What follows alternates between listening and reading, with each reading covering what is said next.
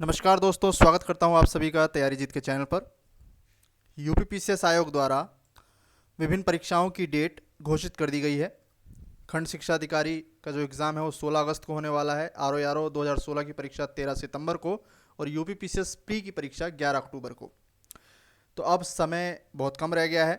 आपको अपनी तैयारी बेहतर से बेहतर करनी होगी ताकि आपका सिलेक्शन हो सके। तैयारी जीत के चैनल पर अब मैं क्विक सीरीज़ की वीडियो लेके आ रहा हूँ, जो हर विषय के सेपरेट वीडियो होंगे। जैसे कि अगर पॉलिटी का वीडियो है तो उसमें सिर्फ पॉलिटी के क्वेश्चंस होंगे, ज्योग्राफी का वीडियो है तो सिर्फ ज्योग्राफी के क्वेश्चंस होंगे। क्विज के माध्यम से एक्स्ट्रा फैक्ट्स को जानेंगे। कमेंट सेक्शन में ज़रूर बताएं कि कितने क्वेश्चंस आपके सही हुए। जो क्वेश्चंस का फॉर्मेट है वो थोड़ा सरल और काफ़ी हार्ड तक हो सकता है।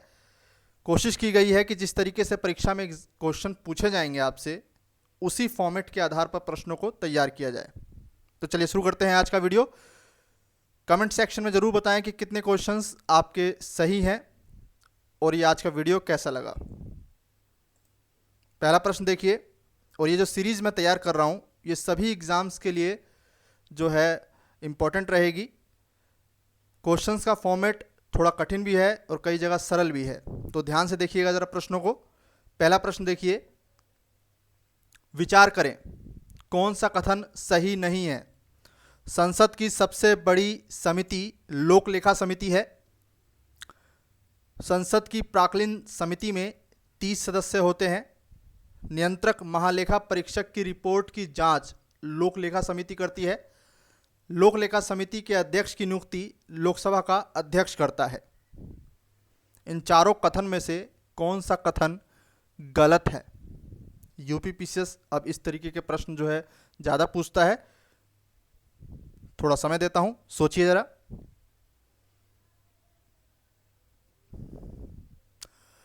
सही जवाब है यहाँ पे ऑप्शन ए गलत है। संसद की सबसे बड़ी समिति प्राक्कलन समिति है। कई बार पेपर में आकलन समिति भी दिया होता है। इसमें कुल 30 सदस्य होते हैं, जबकि लोक लेखा समिति में कुल 22 सदस्य होते हैं। 15 सदस्य लोकसभा से, 7 सदस्य राज्यसभा से, और जो इसका नेता होता है वो बनाया जाता है विपक्ष के सबसे बड़े नेता को। ठीक है, विपक्ष का जो नेता होता है वो इसकी जो है अध्यक्षता करता है इस समिति की। किसके द्वारा नियुक्ति की जाती है? लोकसभा के अध्यक्ष के द्वारा, स्पीकर के द्वारा। तो पहला स्टेटमेंट गलत है यहाँ पे। लोक लेखा समिति 22 सदस्यों की समिति है, जबकि प्राक्कलन समिति 30 सदस्यों की समिति है। और लोक लेखा समिति जो है वो नियंत्रक महालेखा परीक्षक की रिपोर्ट की जांच करती है। नियंत्रक महालेखा परीक्षक की रिपोर्ट जो है किसको सौंपी जाती है? राष्ट्रपति को, जो कि राष्ट्रपति जो है संसद के पटल पर रखवाते हैं और उसकी जांच करती है लोक लेखा समिति। लोक लेखा समिति के अध्यक्ष की नियुक्ति लोकसभा के अध्यक्ष द्वारा किया जाता है और इसका जो नेता होता है वो विपक्ष का नेता होता है। जो इसका अध्यक्ष बनता है वो हमेशा विपक्ष का होता है नेता। और ये संविधान में वर्णित नहीं है, ये परंपरा से चला आ रहा है, ये भी याद रखिएगा। संविधान में वर्णित नहीं है इसके बारे में कि लोक लेखा समिति का अध्यक्ष कौन होगा। तो पहला प्रश्न पूछा जा चुका है, स्टेटमेंट के रूप में है। इस तरह के प्रश्न आपसे पूछे जाएंगे। दूसरा प्रश्न देखिए, मोहम्मद हिदायतुल्लाह देश के प्रथम मुस्लिम मुख्य न्यायाधीश थे। ये भारत के पूर्णकालिक पूर्व उपराष्ट्रपति रह चुके हैं। ये देश के कार्यवाहक राष्ट्रपति भी रह चुके हैं, प्रथम जो कि जस्टिस थे और राष्ट्रपति बने। तो तीनों कथनों को देखिए। कूट क्या होगा? केवल एक सही है, केवल दो सही है, सभी सही हैं, या एक और दो? तो यहां पर तीनों स्टेटमेंट सही हैं। मोहम्मद हिदायतुल्लाह देश के प्रथम मुस्लिम मुख्य न्यायाधीश थे। ये भारत के पूर्णकालिक पूर्व उपराष्ट्रपति रह चुके हैं और देश के 2 बार कार्यवाहक राष्ट्रपति भी रह चुके हैं। डॉक्टर जाकिर हुसैन के समय जब उनका निधन हुआ था तब। तीनों स्टेटमेंट सही है। ये प्रश्न देखिए, राष्ट्रपति और उपराष्ट्रपति की अनुपस्थिति में राष्ट्र का संवैधानिक प्रधान कौन होगा? प्रधानमंत्री, सर्वोच्च न्यायाधीश, जो सर्वोच्च न्यायालय का न्यायाधीश हैं वो, सबसे वयोवृद्ध न्यायाधीश, या लोकसभा का अध्यक्ष? राष्ट्रपति और उपराष्ट्रपति की अनुपस्थिति में राष्ट्र का संवैधानिक प्रमुख कौन कहलाएगा? तो सही जवाब है सुप्रीम कोर्ट का सर्वोच्च न्यायाधीश। अगर राष्ट्रपति, उपराष्ट्रपति और सर्वोच्च न्यायाधीश भी अनुपस्थित हों तब जो है संवैधानिक प्रमुख कौन होगा? तो सुप्रीम कोर्ट का सबसे वरिष्ठ न्यायाधीश जो है देश का संवैधानिक प्रमुख होगा। ये प्रश्न बन चुका है और प्रश्न ये भी बन चुका है यूपीपीसीएस के मेंस में कि ये स्थिति कब आई थी।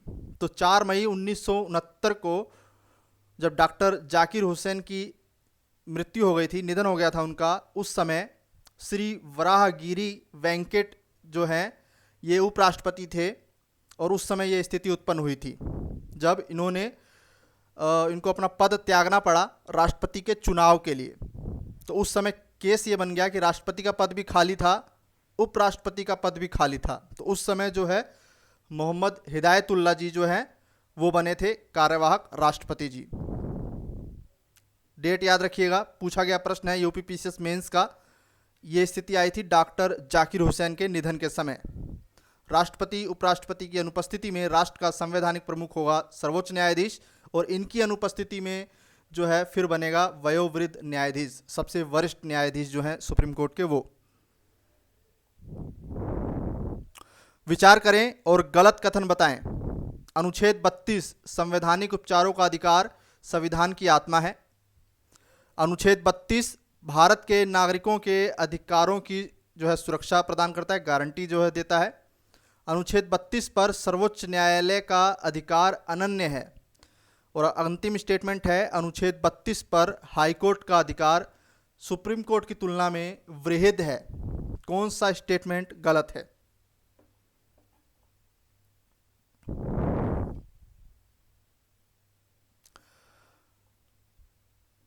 सही जवाब हो जाएगा अनुच्छेद 32 संवैधानिक उपचारों का अधिकार संविधान की आत्मा है। ये स्टेटमेंट गलत है। सिर्फ डॉक्टर भीमराव अंबेडकर द्वारा जो है संबोधित किया गया था कि अनुच्छेद 32 जो है संवैधानिक उपचारों का अधिकार संविधान की आत्मा है। जनरली संविधान की आत्मा जो है उद्देशिका प्रस्तावना को माना जाता है। प्रश्न बन चुका है, ध्यान रखिएगा, आयोग द्वारा इसी स्टेटमेंट को गलत बताया जा चुका है। तो संवैधानिक उपचारों का अधिकार संविधान की आत्मा है किसके अनुसार? डॉक्टर भीमराव अंबेडकर जी के अनुसार। जबकि जनरली संविधान की आत्मा कहा जाता है प्रस्तावना को, उद्देशिका को, प्रीएम्बल को। ठीक है, बाकी तीनों स्टेटमेंट सही हैं। अनुच्छेद 32 के तहत कोई भी व्यक्ति अपनी मौलिक अधिकारों के हनन के संदर्भ में सुप्रीम कोर्ट या फिर हाई कोर्ट जा सकता है। अनुच्छेद 32 के तहत सुप्रीम कोर्ट रिट जारी करता है जबकि हाई कोर्ट अनुच्छेद 226 के तहत रिट जारी करता है। सुप्रीम कोर्ट किसी भी हालत में मना नहीं कर सकता व्यक्ति के मौलिक अधिकारों के हनन के संदर्भ में रिट जारी करने से, जबकि हाई कोर्ट मना कर सकता है। हाई कोर्ट की ये खुद की जो है स्वैच्छिक स्थिति हो जाती है। इसीलिए जो है अंतिम दो स्टेटमेंट को ज़रा ध्यान से पढ़िए।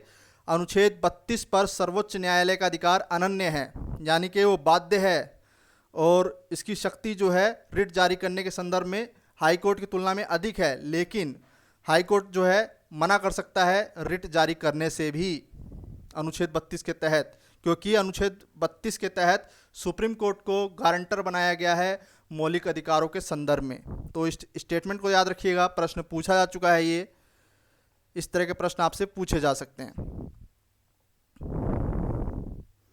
अनुच्छेद 22 जो कि एक मौलिक अधिकार है, क्या कहता है? निवारक निरोध के संदर्भ में जो है प्रावधान करता है। अनुच्छेद 22 जो निवारक निरोध से संबंधित है, इसके तहत राज्य या केंद्र सरकार किसी व्यक्ति को अंतिम रूप से कब तक गिरफ्तार करके जेल में रख सकती है। यदि सरकार को किसी व्यक्ति पर संदेह हो कि इसके द्वारा जो है दंगे हो सकते हैं या फिर कोई भी आतंकी घटना घटित हो सकती है, तो ऐसे व्यक्ति को कितने समय तक नज़रबंद रखा जा सकता है, जेल में रखा जा सकता है, ये प्रश्न पूछ रहा है, क्योंकि ये मौलिक अधिकारों का प्रश्न बन जाता है। इंपॉर्टेंट क्वेश्चन है। 3 माह, 2 माह, 48 घंटे, 2 सप्ताह। सही जवाब क्या होगा? सही जवाब है यहाँ पे 2 माह। क्वेश्चन ये भी पूछा जा चुका है कि कौन से संविधान संशोधन द्वारा अनुच्छेद क्वेश्चन ये पूछा गया था कौन सा संविधान संशोधन अनुच्छेद 22 से संबंधित है। तो 44वां संविधान संशोधन 1978 जो है वो 22वें अनुच्छेद से संबंधित है। पहले किसी व्यक्ति को अंतिम रूप से 3 माह तक गिरफ्तार करके रखा जा सकता था। 44वें संविधान संशोधन द्वारा ये व्यवस्था केवल 2 माह तक के लिए कर दी गई। तो ये प्रश्न याद रखिएगा, निवारक निरोध के अंतर्गत किसी व्यक्ति को अंतिम रूप से केवल 2 माह तक जेल में गिरफ्तार करके रखा जा सकता है, प्रश्न पूछा गया है। चलिए अगला प्रश्न देखते हैं।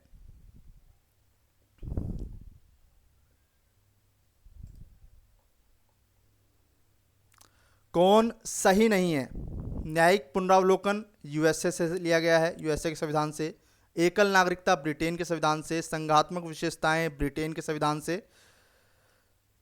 कूट देखिए सभी सही हैं, केवल 1 2 सही है, 1 और 3 सही है, कोई सही नहीं है। ध्यान से देखिए जरा। अब बताइए, न्यायिक पुनरावलोकन परीक्षा में न्यायिक समीक्षा भी दे सकता है, तो संयुक्त राज्य अमेरिका के संविधान से लिया गया है, ठीक है। एकल नागरिकता ब्रिटेन के संविधान से लिया गया है, ये भी सही है। संघात्मक विशेषताएं ये कनाडा के संविधान से लिया गया है, ठीक है, कनाडा के संविधान से। तो यहाँ पे केवल 1 और 2 सही है। न्यायिक पुनरावलोकन यूएसए, एकल नागरिकता ब्रिटेन।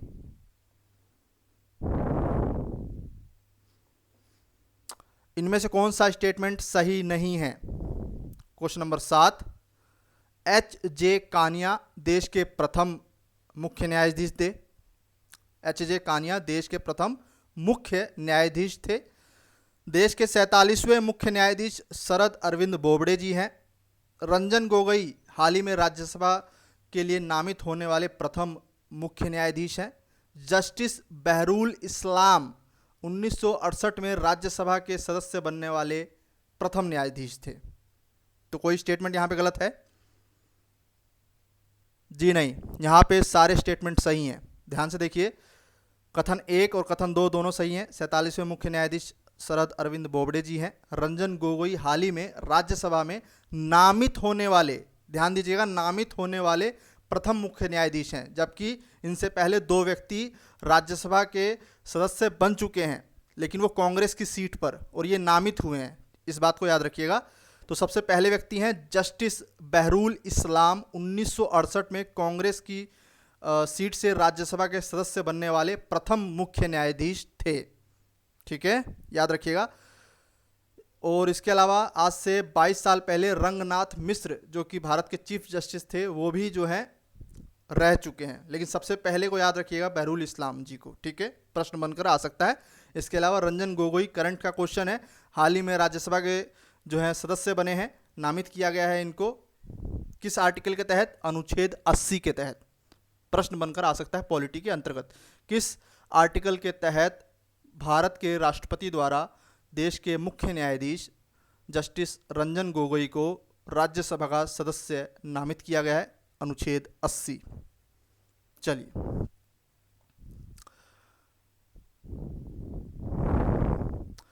हाल ही में अनुच्छेद 80 के अंतर्गत राष्ट्रपति द्वारा देश के मुख्य न्यायाधीश रंजन गोगोई को राज्यसभा के लिए नामित किया गया। यह प्रक्रिया कि साहित्य, कला, विज्ञान के क्षेत्र से विशिष्ट व्यक्तियों को राज्यसभा के सदस्य के रूप में नामित किया जाना, यह प्रक्रिया कहाँ के संविधान से ली गई है? यह प्रश्न बन सकता है। ऑप्शन आपके सामने है, सही जवाब हो जाएगा आयरलैंड। आयरलैंड के संविधान से ही राज्य के नीति निदेशक सिद्धांत भी लिए गए हैं, ठीक है। चलिए, सब कुछ बताया हुआ है, प्रश्न गलत नहीं होना चाहिए। कमेंट सेक्शन में जरूर बताएं कितने प्रश्न आपके सही हुए। उपराष्ट्रपति के संदर्भ में विचार करें। किसी भी व्यक्ति को उपराष्ट्रपति बनने के लिए 35 वर्ष की आयु उसकी पूरी हो जानी चाहिए, लोकसभा में निर्वाचित होने की एलिजिबिलिटी रखता हो, अपना त्यागपत्र हमेशा राष्ट्रपति को प्रदान करेगा उपराष्ट्रपति, राज्यसभा का पदेन सभापति होता है, उसके पास करने के लिए कोई कार्य नहीं होता, वो केवल राज्यसभा का पदेन सभापति होता है। उपराष्ट्रपति के संदर्भ में ये 4 कथन है, कौन सा कथन गलत है? सही जवाब हो जाएगा ऑप्शन बी। राष्ट्रपति के लिए किसी व्यक्ति की एलिजिबिलिटी जो है लोकसभा का सदस्य निर्वाचित होने की योग्यता होनी चाहिए, जबकि उपराष्ट्रपति के संदर्भ में राज्यसभा का सदस्य निर्वाचित होने की अर्हता होनी चाहिए। इस बात को याद रखिएगा। देखिए कितना बेसिक सा कंसेप्ट है, लेकिन प्रश्न बनकर आ जाता है।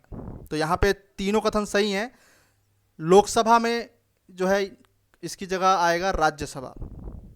35 वर्ष की आयु होनी चाहिए, राज्यसभा में निर्वाचित होने की अर्हता रखता हो, अपना त्यागपत्र राष्ट्रपति को प्रदान करेगा और वो राज्यसभा का पदेन सभापति होता है।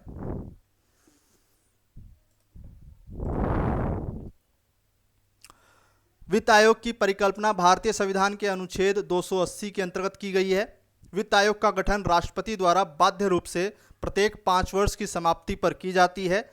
इसमें कुल 5 सदस्य होते हैं। प्रथम वित्त आयोग के अध्यक्ष 1951 में केसी नियोगी थे। कौन सा स्टेटमेंट गलत है? सही जवाब हो जाएगा ऑप्शन बी। ध्यान से देखिए, संविधान ने विवेकाधिकार दिया है राष्ट्रपति को कि वो अपने स्वैच्छिक विवेक के आधार पर जब उनको लगे कि अब वित्त आयोग का गठन करना चाहिए, वित्त आयोग का गठन अनुच्छेद 280 के तहत कर सकते हैं। ये बाध्यकारी नहीं है उनके लिए। दूसरा स्टेटमेंट गलत है। अनुच्छेद 280 के तहत वित्त आयोग के गठन की बात की गई है राष्ट्रपति के स्वैच्छिक इच्छा पर। इसमें कुल 5 सदस्य होते हैं, 1 अध्यक्ष और 4 अन्य सदस्य। वित्त आयोग राज्यों और केंद्रों के बीच में करों का बंटवारा करती है। प्रथम वित्त आयोग के अध्यक्ष थे केसी नियोगी। 1951 में गठित की गई थी वित्त आयोग, और ये एक संवैधानिक संस्था है। जिस भी संस्था का वर्णन भारत के संविधान के अंतर्गत किसी आर्टिकल के तहत किया गया है, ऐसी संस्था संवैधानिक संस्था कहलाती है। ऐसी संस्थाएं जिनको किसी संसद में विधि के द्वारा कानून पास करके निर्माण किया गया है, उसको विधिक संस्था, वैधानिक संस्था कहा जाता है। जैसे कि नाबार्ड एक विधिक संस्था है। अंतर समझ गए होंगे। यूपीएससी में कई बार क्वेश्चन पूछा जाता है, किसी भी संस्था के बारे में विचार करने को देकर के पूछ लेता है, यह एक संवैधानिक संस्था है, यह एक वैधानिक संस्था है। तो अंतर आपको पता होना चाहिए। संविधान में जिसका वर्णन है वो एक संवैधानिक संस्था है, और जिसको संसद में कानून के तहत पास करके बनाया गया है वो एक वैधानिक संस्था है। चलिए, केंद्र राज्य संबंधों के अध्ययन से संबंधित अति महत्वपूर्ण सरकारिया आयोग का गठन कब किया गया था? सरकारिया आयोग पर कई बार प्रश्न बन चुका है। सीधा सीधा सरकारिया आयोग लिखा हुआ होता है, लेकिन आपको पता होना चाहिए व्यक्ति का नाम क्या है। रणजीत सिंह सरकारिया, इनके नाम पर जो है गठित हुई थी सरकारिया आयोग। सरकार ने कब गठित किया था? सीधा सीधा वर्ष पूछ सकता है खंड शिक्षा अधिकारी में, आरओ में, तो पता होना चाहिए 24 मार्च 1983। इसके अलावा केंद्र राज्य संबंधों पर कुल 3 समितियां, आयोग बनाई गई हैं। पहला है सरकारिया आयोग, दूसरा है शीतलवाड़ समिति और तीसरा है राजमन्नार समिति। और देखिए यूपीपीसीएस के एग्जाम्स में इन तीनों समितियों पर प्रश्न बन चुका है। कभी प्री में पूछ लेता है, कभी मेंस में पूछ लेता है।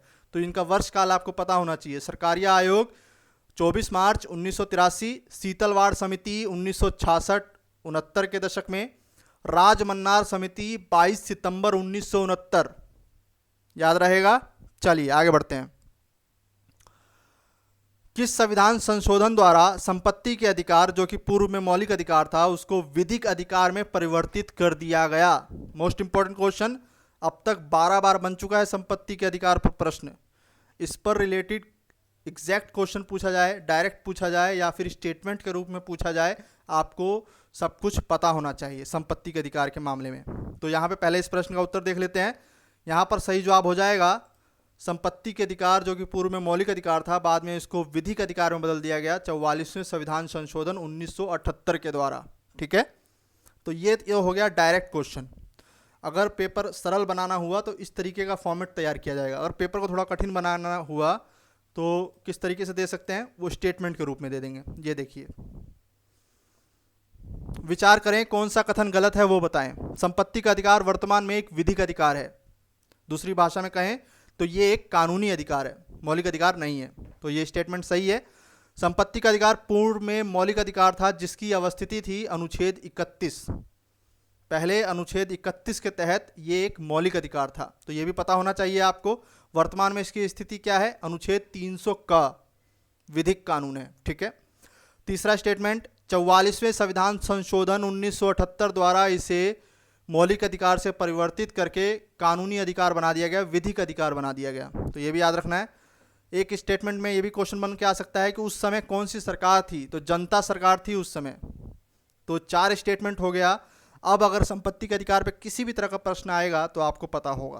तो इस तरीके से आपको खुद को तैयार करके जाना है हर विषय के संदर्भ में, चाहे पॉलिटी हो, ज्योग्राफी हो, हिस्ट्री हो, कुछ भी हो। एक भी क्वेश्चन आपका गलत नहीं होगा। कितने क्वेश्चन आपके सही हुए मुझे बताएं। इसी तरह का फॉर्मेट मैं रखूंगा आगे के एग्जाम्स में भी। कुछ क्वेश्चंस डायरेक्ट रहेंगे, कुछ स्टेटमेंट के रूप में होंगे, ताकि आपकी तैयारी बेहतर से बेहतर हो सके। मिलते हैं अगले वीडियो में, तब तक के लिए नमस्कार, धन्यवाद।